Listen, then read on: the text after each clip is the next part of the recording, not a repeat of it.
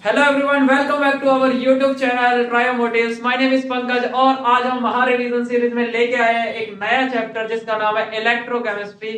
बच्चों, तुम्हारे एग्जाम अब बहुत पास आते जा रहे हैं, फरवरी आने वाली है, तो आप अच्छे से पढ़ रहे होगे, मैं ये एक्सपेक्ट करता हूँ आपसे। और अच्छे से पढ़िए जिससे आप बोर्ड में अच्छे मार्क्स गेन कर सको, और हमारी इस महारिवीजन सीरीज को फॉलो करते रहिए जिससे आपके मार्क्स और एनहेंस होते रहें। ठीक है, तो आज हम शुरू करते हैं इलेक्ट्रोकेमिस्ट्री का ये लेक्चर। ठीक, तो इस चैप्टर में ब्रॉडली आपको पढ़ना क्या है, पहले उसके बारे में बात करते हैं। आपको कंडक्टेंस का एक टॉपिक पढ़ना है, ठीक है, जिसके अंदर specific conductance, molar conductivity, Kohlrausch law, degree of dissociation, acid dissociation constant पढ़ना है।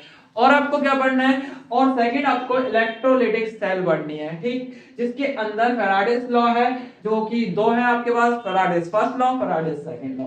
एंड फिर आपको पढ़ना है Nernst equation and the relation of Gibbs free energy and EMF, ठीक। और लास्ट आपको पढ़ना है सेल के टाइप, कितने टाइप्स की सेल होती है, प्राइमरी सेल होती है, सेकेंडरी सेल होती है एंड फ्यूल सेल होती है। तो ये सारे टॉपिक हमें आज कवर करने हैं, तो आइए स्टार्ट करते हैं हम अपने लेक्चर को। तो कंडक्टेंस में आपको पहले क्या पढ़ना है, स्पेसिफिक कंडक्टेंस। स्पेसिफिक कंडक्टेंस क्या होता है, किसी भी मटेरियल की एबिलिटी टू कंडक्ट इलेक्ट्रिसिटी, किसी भी मटेरियल की ability to conduct electricity is called specific conductance. It is inversely proportional to resistivity. आपने पढ़ी है रेजिस्टिविटी क्या होती है, वो resistivity is the ability to resist the flow of the current, उसे बोलते हैं रेजिस्टिविटी। उसका उल्टा होता है कंडक्टिविटी, काप्पा से हम शो करते हैं, ठीक। इसका फॉर्मूला है K is equal to 1 upon rho, and rho का फॉर्मूला आपका होता है, देखिए रो बराबर क्या होता है, आपने पहले पढ़ रखा है कि resistance is directly proportional to length and the inversely proportional to area, and जब इस डायरेक्टली प्रोपोर्शनल के साइन को जब आप हटाते हो तो रेजिस्टिविटी आती है रो एल अपॉन में ए, ठीक है। तो यहां से आप रो का फॉर्मूला निकाल सकते हो आर ए अपॉन में एल, ठीक है। तो यहाँ पे रो की जगह हमने आर ए अपॉन में एल लिख दिया, तो ये कापा का फॉर्मूला हो जाएगा एल अपॉन में आर ए, ठीक है। और यहाँ पे एक और चीज बताता हूं मैं आपको, L upon A, L upon A is also called L upon A is also called cell constant, ठीक है। तो ये भी इंपॉर्टेंट है, आपको न्यूमेरिकल सॉल्व करते वक्त इस फॉर्मूले की भी जरूरत पड़ने वाली है, ठीक है। Second topic is molar conductivity. What is molar conductivity, conductivity per unit, या फिर आप बोल सकते हो कंडक्टिविटी पर मोल, ठीक है। कंडक्टिविटी पर mole is called molar conductivity. 1 मोल की जब आप कंडक्टिविटी फाइंड आउट करोगे तो उसे बोलेंगे molar conductivity. Formula of molar conductivity is 1000 into K upon में M। K इज कापा मतलब conductivity and M is the molarity concentration, and 1000 आपको इसमें यूज करना है, मतलब ये आपका एक फॉर्मूला हो गया मोलर कंडक्टिविटी का, ठीक। नेक्स्ट करते हैं हम कोलरास लॉ। कोलरास लॉ में क्या है, कोलरास लॉ दिया गया था फॉर वीक इलेक्ट्रोलाइट्स के लिए। वीक इलेक्ट्रोलाइट्स के लिए अगर आप कंडक्टिविटी फाइंड आउट करना चाहते हैं तो आप डायरेक्टली नहीं कर सकते, इसके लिए एक स्पेशल फॉर्मूला लगेगा जिसमें आपको पता होना चाहिए कोलरास लॉ के बारे में। कोलरास लॉ में डिफाइन किया गया था, इसमें किसी भी इलेक्ट्रोलाइट की कंडक्टिविटी या फिर किसी भी वीक इलेक्ट्रोलाइट की कंडक्टिविटी उसके इंडिविजुअल आयन की कंडक्टिविटी के सम के बराबर होती है, ठीक। जैसे हम एग्जांपल लेते हैं कंडक्टिविटी ऑफ कैल्शियम क्लोराइड, तो कैल्शियम क्लोराइड की आप कंडक्टिविटी निकालोगे तो निकालोगे आप कैल्शियम की conductivity plus 2 into chloride ion की कंडक्टिविटी, ठीक है। अब इसके ऊपर नॉट लगा, इसका मतलब क्या है, इसका मतलब है conductivity at infinite dilution, limiting molar conductivity भी आप बोल सकते हो। तो आप क्या बोलोगे, limiting molar conductivity of calcium chloride is equal to limiting molar conductivity of calcium ion plus 2 into limiting molar conductivity of chloride ion. 2 का फैक्टर इसकी स्टोइचियोमेट्री से आया है, ये आप याद रखोगे। नेक्स्ट करते हैं हम degree of dissociation and acid dissociation constant. ये दोनों एप्लीकेशन है कोलरास लॉ के।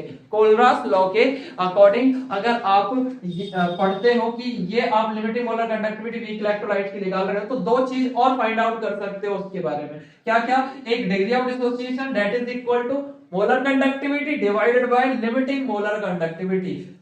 डिग्री ऑफ डिसोसिएशन का फॉर्मूला याद रखना, अगर आप न्यूमेरिकल करने जा रहे हो तो ये आपको बहुत काम आने वाला है। ठीक। नेक्स्ट है acid dissociation constant. Acid dissociation constant K a से रिप्रेजेंट किया जाता है और is equal to c alpha square upon में 1 minus alpha. Alpha is degree of dissociation and c क्या है आपका, सी इज कंसंट्रेशन। ठीक है, alpha is degree of dissociation. तो आप इस फॉर्मूले को भी याद रखोगे, न्यूमेरिकल में ये भी आपको हेल्प करने वाला है। तो ये आपने कंडक्टेंस पूरा पढ़ लिया, जिसके अंदर आपने ब्रॉडली 5 टॉपिक्स कवर कर लिए।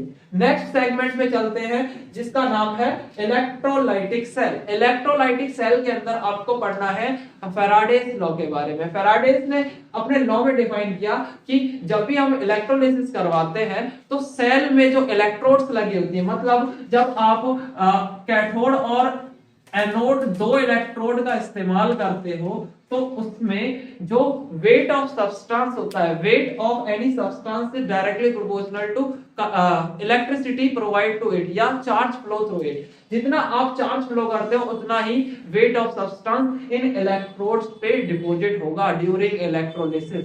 ठीक है, तो आप फैराडेज के फर्स्ट लॉ में ये डिफाइन करोगे एंड अगर आप प्रोपोर्शनलिटी साइन को हटाते हो तो आपका आ जाएगा Z and Z is defined as electrochemical equivalent। ठीक है, तो Z आ जाएगा आपका यहाँ एंड Q को आप IT लिख सकते हो, तो W is equal to ZIT। ठीक है, ZIT एंड Z को आप एक नए फॉर्मूले में लिख सकते हो, Z is equal to E upon में F। E अपॉन में F, E is the equivalent। E क्या है यहाँ पे, E is the equivalent weight। Equivalent weight and F क्या है यहाँ पे, Faraday's constant 96500। 96500 is the value of F। F is equal to कितना होता है, 96500 कूलम। इतना आपकी F की वैल्यू है, ये फैराडेज कांस्टेंट है, इसको भी आप याद रखोगे।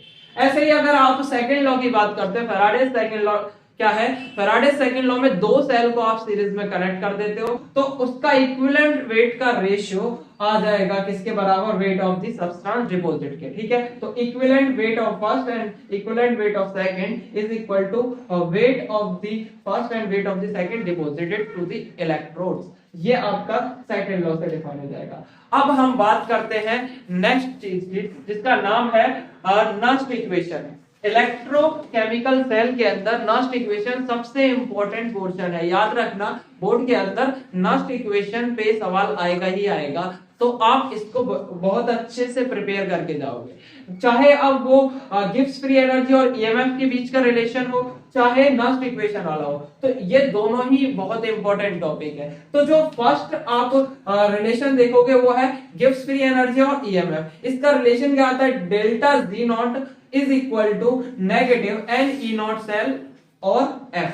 ठीक है, F is Faraday's constant and E naught is the EMF, n is the number of electrons. ठीक है, नंबर ऑफ इलेक्ट्रॉन कितने किसी इक्वेशन में निकल रहे हैं वो चीज यहाँ पे लिखोगे आप, ये गिब्स फ्री एनर्जी है और नॉट का मतलब है स्टैंडर्ड स्टेट में। ठीक है, next is Nernst equation. Nernst equation बहुत इंपॉर्टेंट है, उसको याद रखना। E cell, EMF of any cell कैसे निकालोगे आप, E naught minus 2.303 RT by NF log product upon में रिएक्टेंट, मतलब लॉग केसी हो गया, ये इक्विलिब्रियम कांस्टेंट आपने पहले निकाला होगा वैसे। ठीक है, तो प्रोडक्ट अपॉन में रिएक्टेंट आप लिख दोगे।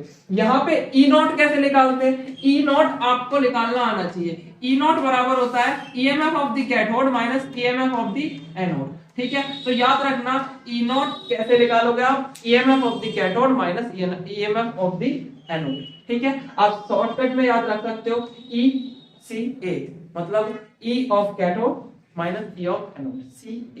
ठीक, तो अब आपने ये वाला फॉर्मूला करा, अगर आपको स्टैंडर्ड स्टेट देते 298 केल्विन पे, ठीक है, 8.314 आपको गैस कांस्टेंट लेना है और 96500 कूलम आपको एफ लेना है, तो ये जो 2.303 आर और टी है और अपॉन में एफ है, ये चीज अब हट के एक पूरी वैल्यू बन जाएगी, जिसका क्या है वैल्यू 0.0591 अपॉन में n। तो ये एक फॉर्मूला और हो गया आपके पास, शॉर्ट हो गया उसका कि E is equal to E naught minus 0.0591 upon में n log of product upon में रिएक्टेंट। ठीक है, तो ये नस्ट इक्वेशन बहुत इंपॉर्टेंट है, एम्फेसिस देके मैं इसीलिए बता रहा हूं, आपको ये बोर्ड में करके जानी ही जानी है, ठीक है। इस पे हम सवाल भी करेंगे आगे, नेक्स्ट हमारे जब वीडियो आएगी तो उसमें आप इस पे सवाल देखने को मिलेंगे, इस पे आप मतलब सवाल करोगे।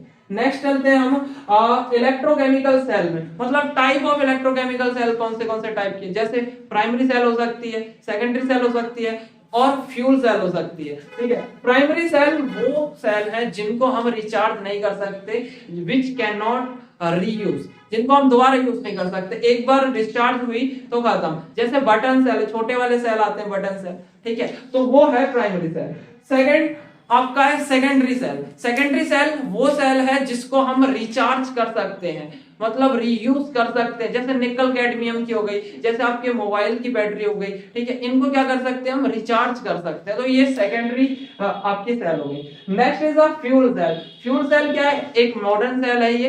फ्यूल सेल में हम H2 hydrogen as a fuel लेते हैं, ठीक है, जब हाइड्रोजन एज अ फ्यूल लिया जाता है तो उसे हम फ्यूल सेल बोलते हैं। अच्छा, इलेक्ट्रोकेमिस्ट्री में और भी इसके अलावा भी कुछ एक दो टॉपिक और बचते हैं जिन्हें आप अपने आप पढ़ सकते हो, जैसे स्टैंडर्ड हाइड्रोजन इलेक्ट्रोड क्या होता है, ठीक है, एंड इस पे कोरोजन का एक टॉपिक हो गया। तो ये कुछ टॉपिक बचते हैं जो आप अपने आप भी कवर कर सकते हो, इजी टॉपिक है, ठीक है। बाकी का मैंने सब इसमें इंपॉर्टेंट बता दिया है, आप इसे अच्छे से पढ़िए और इस पे सवाल करिए, और आपका बोर्ड का एग्जाम आने वाला है तो अच्छे से प्रिपरेशन कीजिए। Thank you.